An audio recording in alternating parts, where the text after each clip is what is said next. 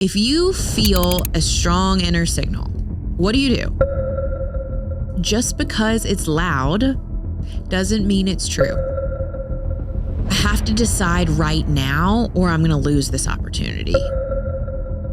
And what I find is that people aren't really afraid of commitment. They're afraid of making the wrong choice. They're afraid of losing themselves, and they're afraid of getting hurt, fear of looking dumb, fear of failure, embarrassing myself, humiliation. If you're stressed, that is not the time to act. That is not the time to react. Not every open door is meant for you to walk through it. So it's very important that we use our discernment to understand, what do I say yes to and what do I say no to? Back to the Coachable Podcast, where I explore the art of personal mastery and self-evolution. Today, I'm diving deep into a topic that affects every decision we make: intuition versus fear. How do you know if your inner voice is truly what's guiding you, or if it's just a byproduct of past trauma, old wounds, or survival instincts? In a world that constantly pulls us in different directions, distinguishing between true intuition and fear-based instinct can be the difference between living in alignment or staying stuck in reactive patterns.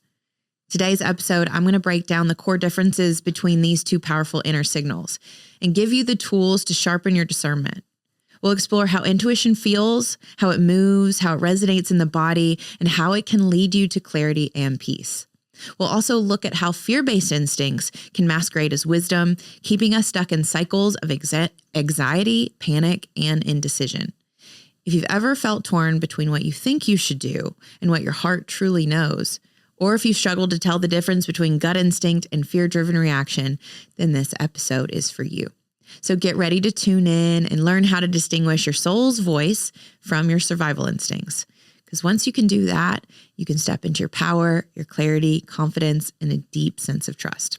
So let's jump into it. I want to take a moment to share about a powerful mental health resource that has been a total game changer for me, and that's Anywhere Clinic. For the past 2.5 years, I've been working with an online psychiatric provider, and the impact has truly been incredible. Because therapy isn't just a tool for crisis moments. It's a tool for personal growth, emotional mastery, and overall wellness. And with Anywhere Clinic, you can get virtual expert care from the comfort of your home. Whether you're exploring ketamine therapy, you need medication management, or just a supportive guide, it's time to prioritize you. And you can by visiting anywhereclinic.com. You can book an online appointment for as low as $120 or check and see if your insurance covers it. So go to anywhereclinic.com because your mental health deserves it. First place I want to start in this conversation is how to distinguish true intuition from fear-based instinct. Because distinguishing true intuition from fear-based instinct is critical because both of those things can feel like powerful inner signals. They also originate from different places within us, and that's where we need to understand how to get started. So intuition is a deep inner knowing that feels clear. It feels expansive and grounded. Now, fear-based instinct is a survival response that feels urgent, constricting, and reactive. So to refine your discernment, we need to break this down a little bit, and we can do that through analysis. We're going to do some counterpoints, reason testing, offer some alternative perspectives so that you can really get down to what's true for you. So the first thing we want to look at is analyze our assumptions. So you might assume that intuition and fear both manifest internally as gut feelings, but I want us to question, is that really true? Not necessarily, okay? Some people experience intuition as a quiet sense of certainty rather than a strong emotional reaction. So if you only equate intuition with a gut feeling, the thing is you might mistake trauma responses or past conditioning for inner wisdom and intuition. So we want to keep that in mind when we're thinking about how does it feel? And are we saying that intuition and fear are both gut instincts? Because if so, they can feel different inside the body. Number 2 is, something that we might think about is the fact that I'm a true skeptic at heart, and maybe you are too. And you might be thinking fear exists for a reason, right? Sometimes it's a super valid protective mechanism, and if you automatically disregard that fear, then you can overlook real danger. And none of us want to do that, right? So totally hear if that's a perspective that you have or something that you're thinking. Alternatively, you could also think that intuition can just be described as trusting your gut, but gut feelings can also be shaped as past trauma. So how do you know if your inner knowing is actually just a conditioned response? This is a question I get all the time from my clients. So if you've been asking that question, that's what we're going to get into. And then there's, something you might be thinking is if intuition were always correct, why do people misread their instincts so often, right? So to counter these, we have to really refine the mechanism of intuition and ask, how do I know what is truly guiding me versus when my mind is running old survival scripts? Also, we want to kind of test our reasoning. And we're going to do that in this episode of what are the signs of true intuition and what are the signs of fear. So to break this down a little bit, I want to give you what those signs are. So maybe if you're at home, you can take out a note, like a notepad and a pen and take some notes, because these are things you're gonna want to write down. So the signs of true intuition is that inner voice speaks to you and it feels calm. It feels clear and grounded. This is how it's going to come across, even when or if the message is unexpected. Okay. So a lot of times our intuition is going to tell us something that we aren't expecting or we weren't prepared for, or doesn't make sense to other people, but it's going to come through a feeling of sort of grounded, clarity and calmness. It's just going to sort of land deep in the body. It's going to come to you and it's going to arrive without panic and without urgency, because it's more of a deep knowing rather than a forced thought. Okay. Also, it doesn't need external validation. This is really, really important when it comes to discerning your intuition. Intuition does not need external validation. It remains strong even when other people disagree. I know for me personally, there have been multiple times in my life where I followed my intuition and the world didn't understand. My friends, my parents didn't understand. They're like, why are you doing this? But I knew deep down within my soul and spirit that there was a voice that was saying, there's more. Like, this isn't the place that you're going to expand. This relationship isn't for you. This job, this career path is someone else's dream. It's not really your own, even though on paper it looked really, really good. And so understand that your intuition doesn't need that external validation from your friends or family or partner for it to be your intuition. It's still something that's going to remain feeling very strong, even if people don't understand. It's also going to be something that feels expansive and aligned. This is important, especially if it requires courage on your end to follow it, because there is no feeling of tightness or dread. That is more anxiety or panic. That's typically fear-based. Your intuition feels expansive. It feels like possibility. It feels like aligned action, even though it's going to ask you to dig deep inside and call on your courage to actually listen to it. It also comes from a neutral state, okay? It's not a heightened state or an extreme internal state of emotion. So intuition comes from a neutral state of awareness rather than emotional turbulence. Very, very important. All of those are key indicators that it's your intuition speaking to you. If it feels calm in your body, clear, grounded, it doesn't need other people to agree with it for you to feel that that's true. And it comes from a neutral place internally versus a heightened, extreme, emotional, turbulent, scared place. Okay. So I also want to break down the signs of fear-based instinct. Because we often get these confused, right? And what does fear-based instinct or gut instinct, if I put that in quotes, feel like inside the body? And the first thing is you'll notice that it feels tight. It feels like a contraction or constriction, or otherwise sort of like a panicked response, like a fight or flight response. And that is a stress response that is coming from the part of your brain that has indicated that there is a potential threat or danger in your environment. Okay. That's when we tighten, we constrict, we hold, and we're in a state of fight or flight, which is, again, a stress response. And that's often the fear-based instinct, because something has come into our environment. Maybe it could have been the tone from, a partner, or the fact that they aren't looking us in the eye and they're checking their phone. It could be something as simple as, not getting a text back from someone. And you're in your head, you're like, oh, is this my intuition telling me they're not the one for me? Or is it trauma response? Is it fear-based instinct? Is it old conditioning? We need to question these things, right? And not just react based on our first gut instinct. Because if it feels tight, if it feels constricted or panicked, this is often coming from fear.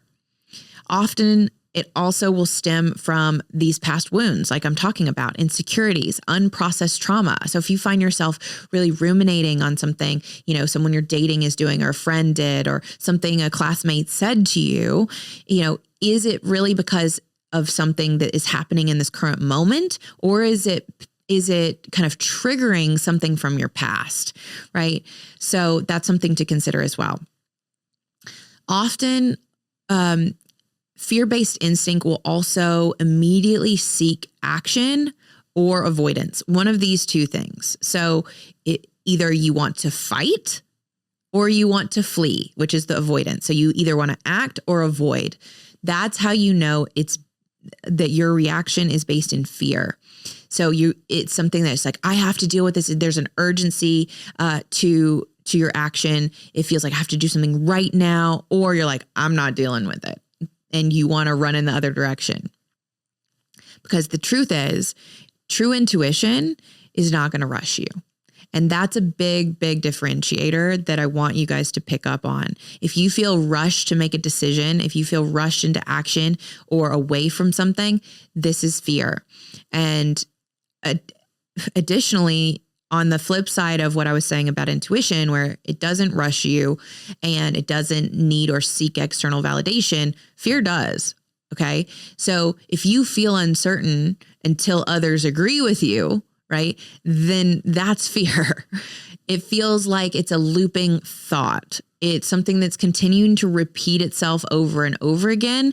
And that is coming from anxiety rather than coming from clarity. And that is a big, big differentiator, that the anxious thought is looping and it's coming from a fear of the future instead of a deep internal knowing that something is or isn't for you. So let's test this, okay? If you feel a strong inner signal, what do you do?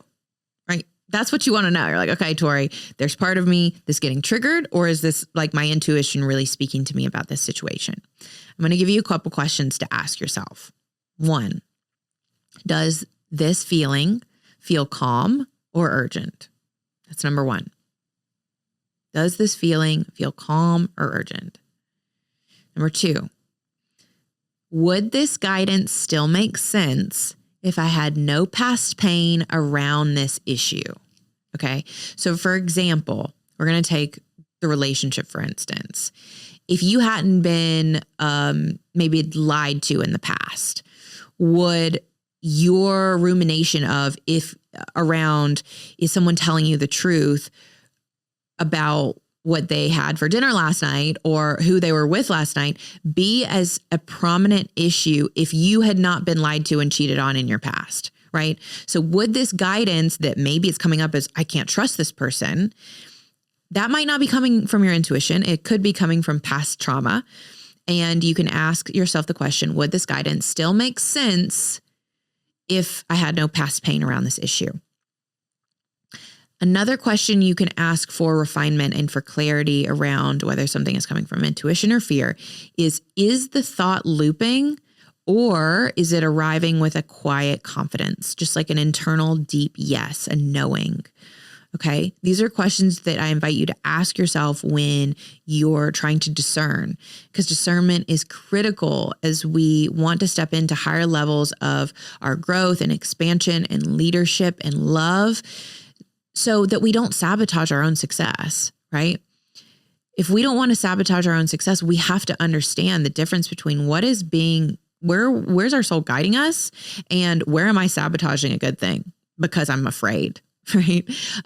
Sometimes we'll avoid the commitment and responsibility or stepping into the next level of what we're actually calling in, whether that's in our job or a relationship or personal growth, because it feels scary, but we don't want to sabotage our own success. So your intuition, although can feel scary, it's often going to require courage to follow it. And those two things are different between being afraid of something because it's a threat to you and being sort of scared of it because it feels unfamiliar. It feels new. It feels like an expansion. It feels like a challenge because it's forcing you outside of your comfort zone. And those are very different things. Okay. Now, I want to offer a couple alternative perspectives around intuition versus fear in love and relationships, because so many of you are dating or in relationship and you asked me questions around this specifically. So I wanted to break this down for relationships, career, and personal growth. So your fear-based instinct might sound like, I feel like he's pulling away. This must mean I'm not enough and I need to do something now before I lose him. Okay. Notice that thought. Notice if you've ever had a thought like that before, and notice that that's coming with a sense of urgency, right? Let's break this down based on what I talked about. So I feel like he's pulling away. This must mean I'm not enough. So there's something that's happening. There's a fact that, or like maybe he didn't text you back is like what happened. And you're making that mean that he's pulling away and that you're not enough. And in order to maintain connection, you need to do something right now before you lose him. Even just in that language, you can hear the fear. You can hear the urgency and the panic of like, I need to do something now. Versus what something like this could feel like when it's coming from your intuition. What would that sound like? So that might sound like, this connection doesn't feel aligned. Even if I don't have proof, my body knows there's something off. Right. And just make sure that you're not gaslighting yourself here. You're not abandoning yourself when you're thinking about these things. It's like, is there a deep internal knowing in your body, or is it just fear and anxiety that's creeping in? That's an example for your relationships. In terms of business or career or money, the fear instinct might sound like, like I shouldn't have taken this risk. What if I fail? What if I embarrass myself? I got myself in too far, in too deep. I've gotten myself in over my head. What are people going to think of me?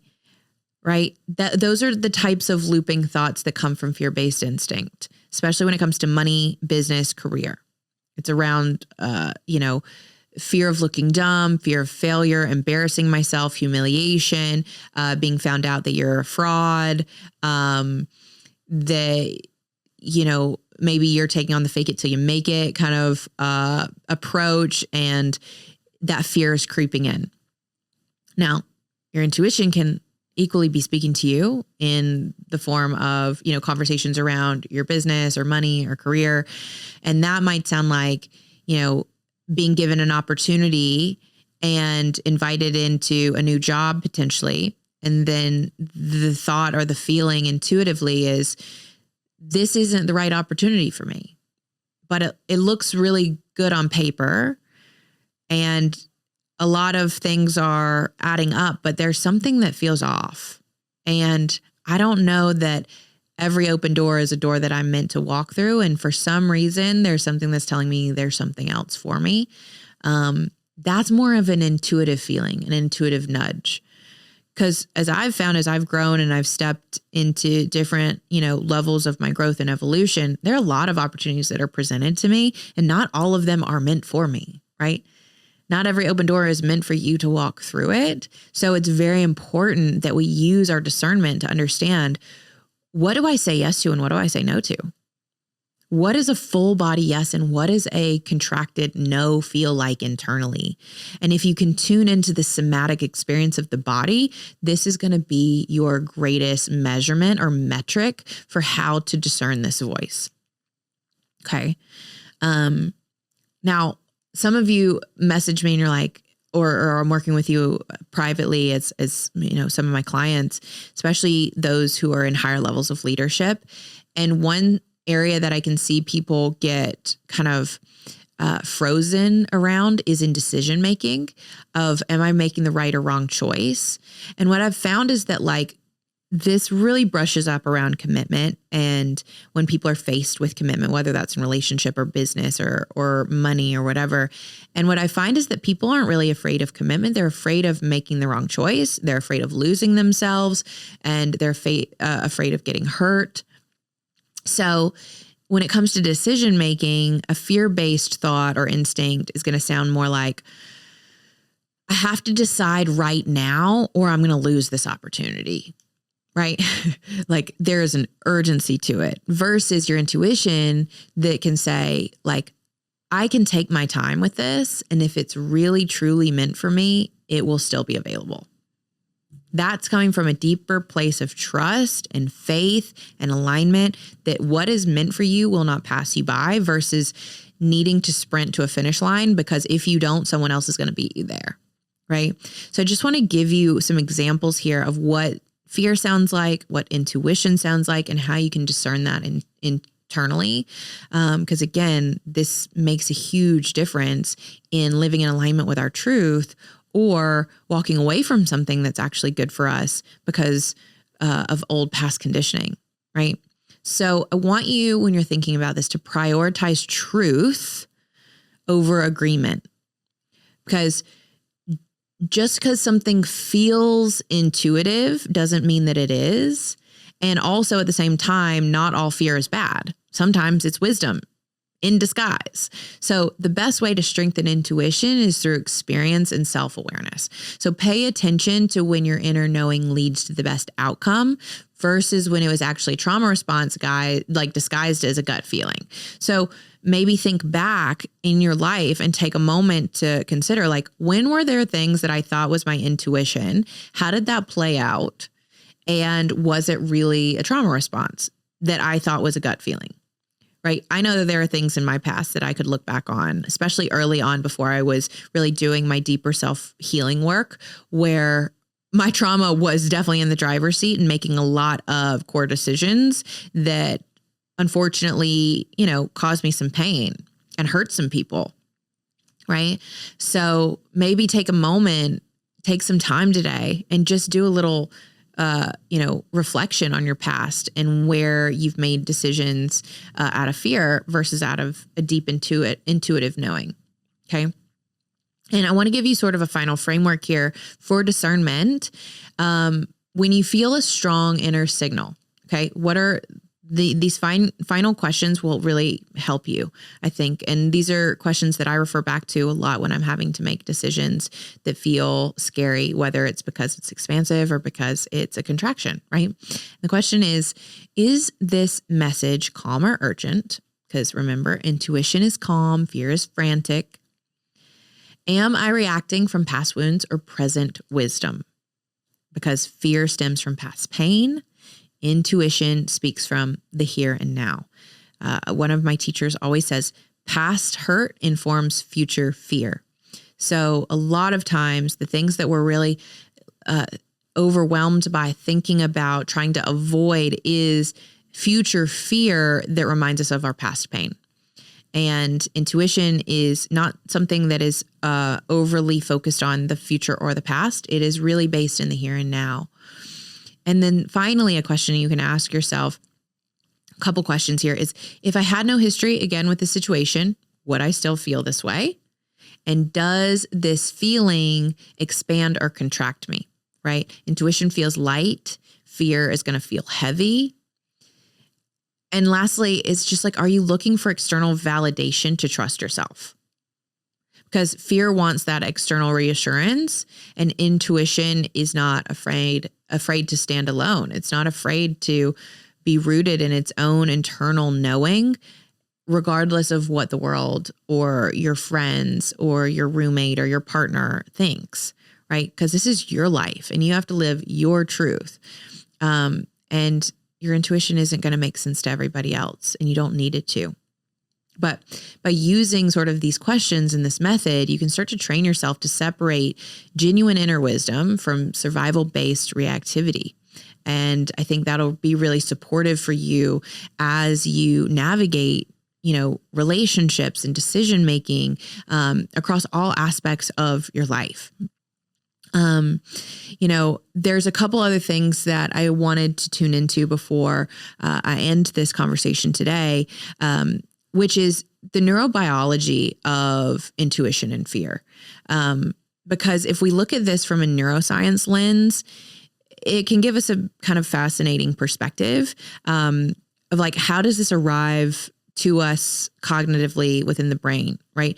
Because fear-based instinct, what's happening in the nervous system is it's activating the amygdala, the fear response, the fear center in the brain. That's the brain's sort of internal alarm system, and it's designed to help you survive. It's critical for your survival.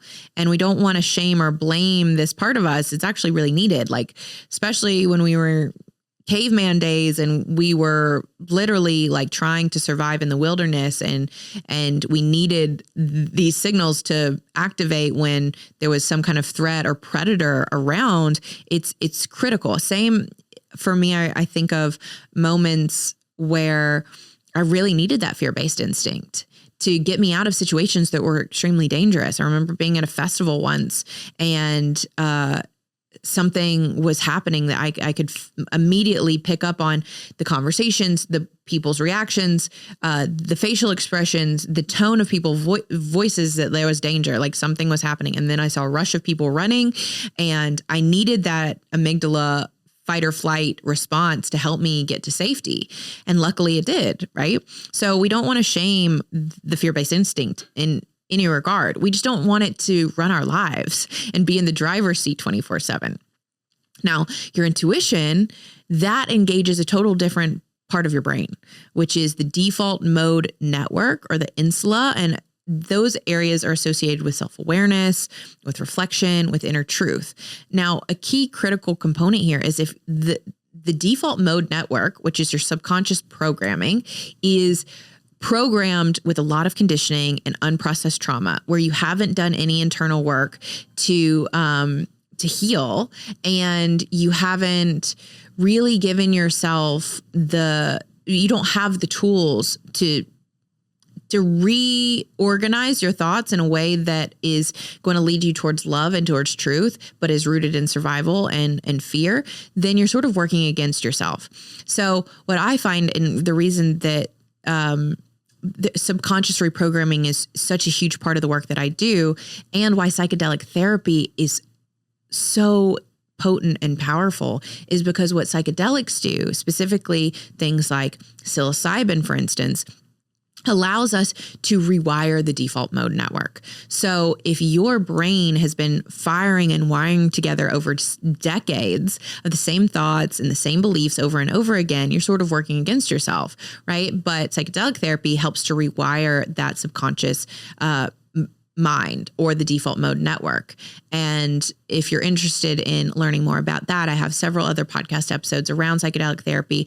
I also am a psychedelic medicine practitioner. You can always send us emails to learn more about what that looks like and how you can get started. If that's something that's interesting to you, you can email our team at hello@torigordon.com. But to get back to what I was saying, intuition engages the default mode network. And so you want that network of your subconscious mind to be rooted and conditioned in love and truth, not in survival and fear. But these are the parts of the brain that get activated and come online when you're feeling fear, or when you're feeling and sensing your intuition, which is associated with self-awareness and reflection and inner truth. So the thing I really want you to take away here, what's the key, is that intuition doesn't scream. Okay. It whispers to you. It's still, it's something that is quiet. Fear is what yells in the midst of chaos. So what does that mean? It means that the more regulated your nervous system is, the more regulated you are, the more access you have to your authentic inner knowing. Because here is what you need to understand.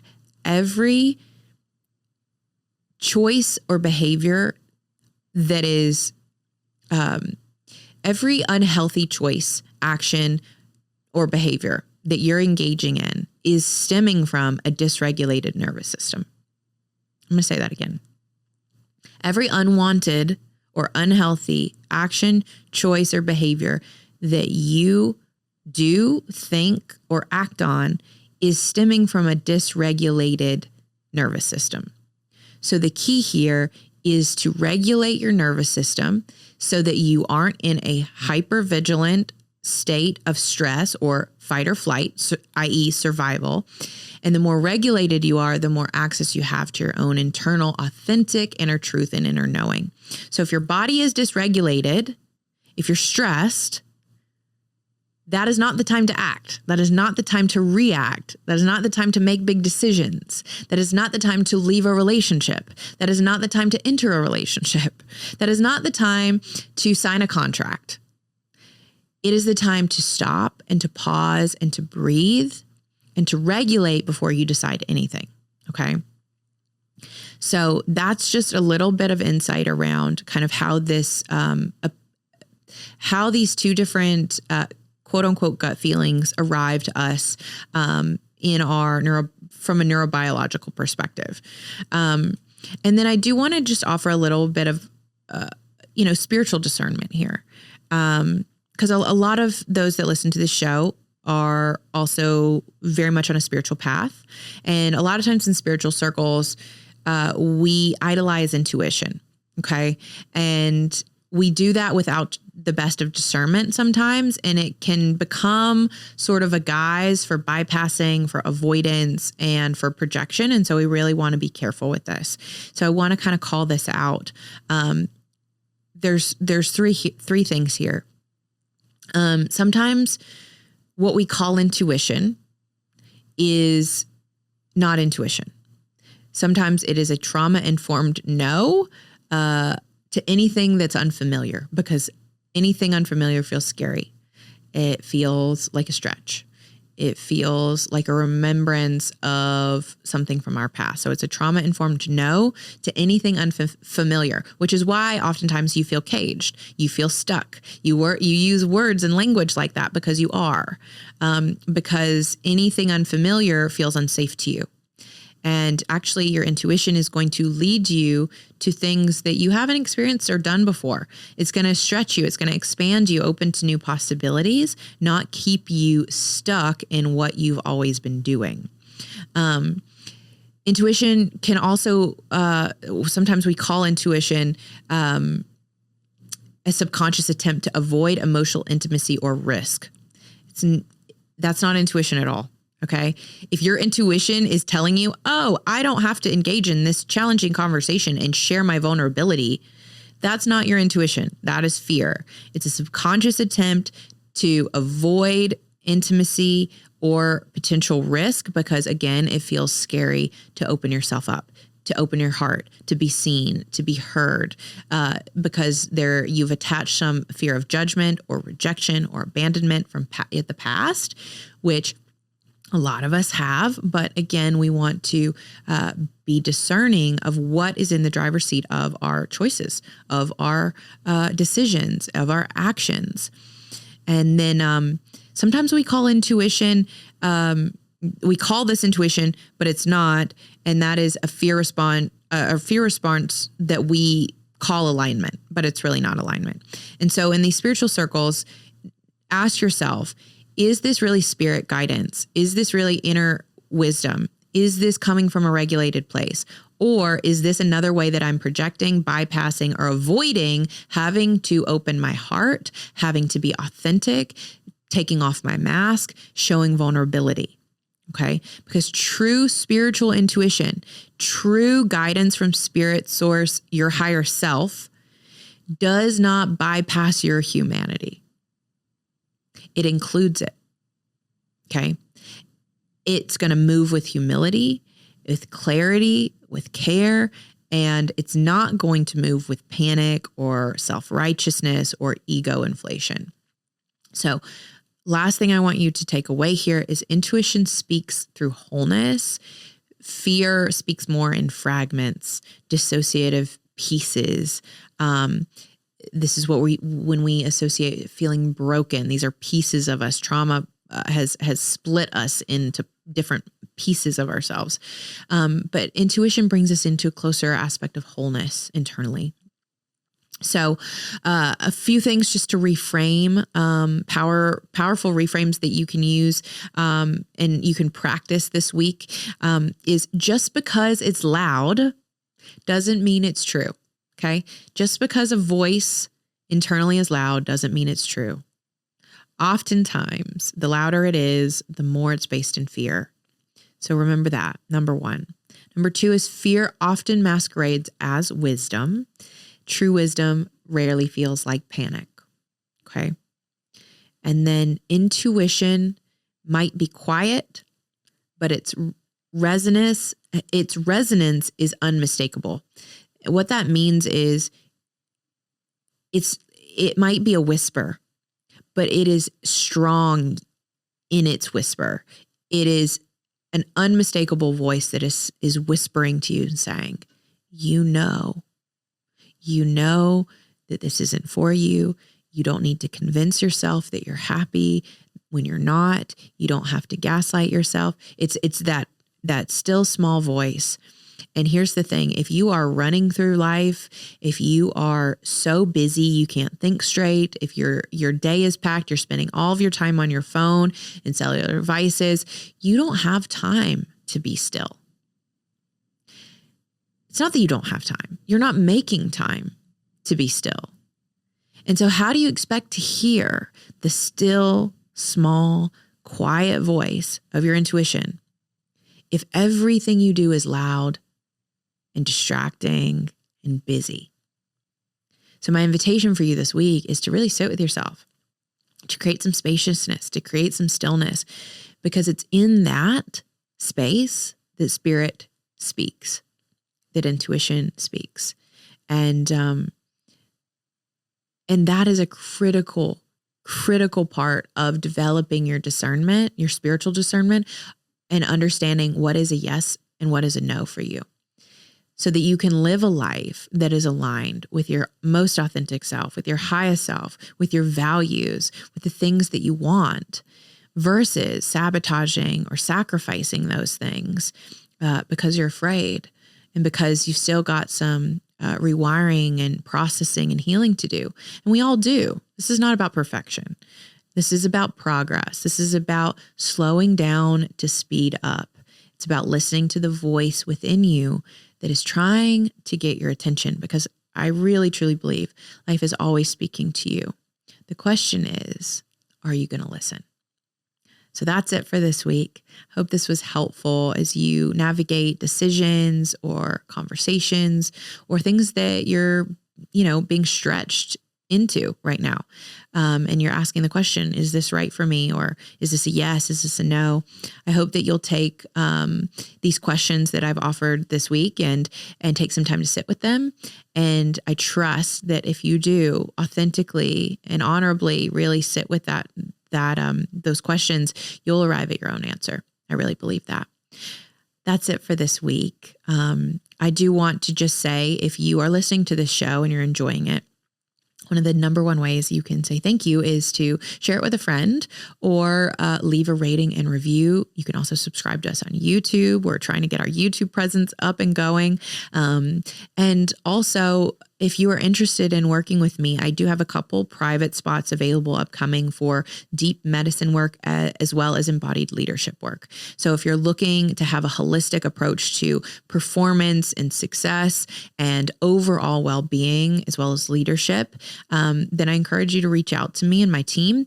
You can get an application to apply for private coaching at hello@torigordon.com. You can send us a message, or you can tag me and DM me on Instagram. We are the Coachable Podcast, or my personal page is the Tori Gordon on Instagram. You can always send me a message there. My DMs are open, and our team is happy to support you in whatever way we can. In the meantime, I hope you enjoyed this episode, and that's it for this week. Go apply what you've learned and integrate what you've heard. I love you, and I'll see you next week on the Coachable Podcast. See ya.